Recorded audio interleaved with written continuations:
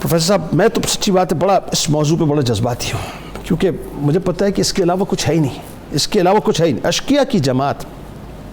کا کوفے سے شام تک کا جو سفر ہے، پہلے تو یہ بتائیے کن راستوں سے ہوا، اور ایک بات جو بڑی اہم ہے کہ پہلی منزل پر ایک گرجا گھر تھا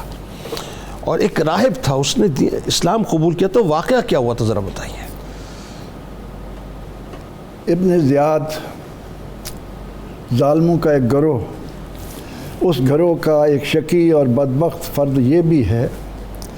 اب اس نے اپنے دربار میں تو جو کچھ سروں کے ساتھ کیا، دربار کا راستہ کھول دیا تاکہ لوگ آئیں اور ان پر ہماری ہیبت طاری ہو۔ اس کے بعد اس بدبخت نے جس انداز میں شمر کو یہ سر مبارک اور ساتھ ہی شہزادگان اور شہزادیاں جنت کی بھیجیں، وہ شرمناک ہے۔ وہ صرف یہ چاہ رہا تھا کہ یزید کے دربار میں میری واہ واہ ہو، شمر یہ چاہ رہا تھا ہمیں انعامات ملیں۔ یہ خبیث جماعت صرف اور صرف دراہم و دینار کی بھوکی بن کر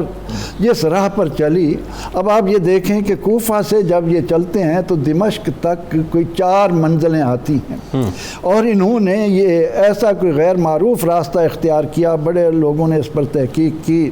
تاکہ کسی کو پتہ نہ چلے، پتہ ہی نہ چلے۔ بعض نے کہا کہ فرات کے ساتھ ساتھ گئے، بعض نے کوئی، لیکن ان 4 منزلوں میں جس پہلی منزل کی طرف آپ اشارہ فرما رہے ہیں، قرآن ہمیں بتاتا ہے مَثَلُهُمْ فِي التَّوْرَاةِ وَمَثَلُهُمْ فِي الْإِنْجِيلِ۔ اللہ، میرے آقا علیہ السلام کا گھرانہ تو کیا، اس جماعت کے ایک ایک فرد کا ذکر اللہ نے پہلی کتابوں میں، تورات میں، انجیل میں کر دیا تھا۔ اب یہ چونکہ کافی فاصلہ تھا، کوئی 1300 کلومیٹر کے قریب فاصلہ بنتا ہے، تو اب پہلی منزل پر جب پہنچے تو انہیں یہ ہوا کہ کہیں ایسا راستہ اختیار کریں، کہیں ایسی جگہ پر رکیں جہاں لوگوں کا ہجوم نہ ہو، کیونکہ سیدہ زینب سلام اللہ علیہا جہاں کہیں موقع ملتا وہ لوگوں کو دکھاتی کہ یہ دیکھو جس شہزادے کے ہاتھ پیچھے کر کے گردن کے ساتھ باندھے ہوئے ہیں، اللہ، یہ زین العابدین ہیں، یہ حسین کے وہ شہزادے ہیں، امام سجاد ہیں۔ تو اس ڈر سے انہوں نے کہا کوئی ایسی جگہ تلاش کریں، انہیں ایک گرجا نظر آیا، اس سے اجازت لی کہ ہم نے رات گزارنی ہے۔ اس نے سارے احوال پوچھے، تڑپ اٹھا، کہا کہ کیا بات ہے، انہوں نے سارا بتایا کہ یہ باغی ہیں، کیونکہ کوفے سے لے کر دمشق تک جہاں جہاں بھی یہ گئے، یزید کے کارندوں نے یہ پھیلا رکھا تھا کہ کچھ باغی ہیں، ان کے سر لائے جا، معاذ اللہ، اصل حقیقت بتاتے ہی نہیں تھے۔ یزید کے دربار میں اس کے گھر والی عورتوں نے جو کچھ کیا وہ بھی دنیا کے سامنے ہے۔ جی۔ اب جب یہ راہب کے پاس رہے تو راہب نے پوچھا یہ سر کس کا ہے،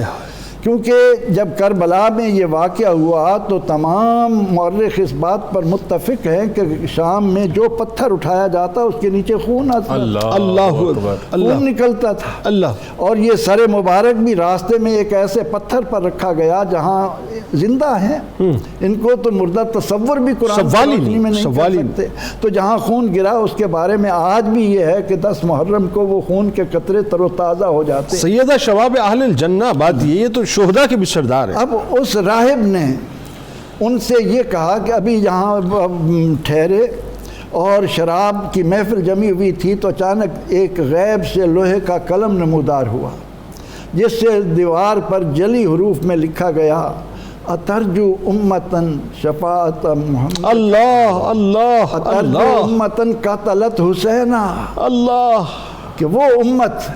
جس نے حسین کو قتل کیا ہے، شفاعت جد ہی یوم الحساب، وہ اس ان کے نانا جان کی شفاعت، اللہ، کہ قیامت کے دن ان کو ان کے نانا کی شفاعت ملے گی۔ اللہ، اب اس راہب نے یہ کہا کہ آپ مجھ سے 12,000 دینار لے لو، یہ سر مبارک میرے حوالے کر دو، ٹھیک ہے، اس کی میں نگرانی کروں۔ اب رات کو اس نے انہیں ٹھہرایا اور سر مبارک کو اکیلے لا کر اس نے اس کو معطر و منبر ظاہری، ویسے تو میں شروع میں عرض کر چکا ہوں یہ لہو نہیں تھا، یہ ایسی خوشبو کے یعنی دریا تھے کہ ان کی مہک قیامت تک کوئی کم ہی نہیں کر سکتا۔ اللہ، آج بھی جا کر کربلا کی سرزمین کو سونگھ لو، تمہیں جنت کی خوشبو، اللہ اللہ اللہ۔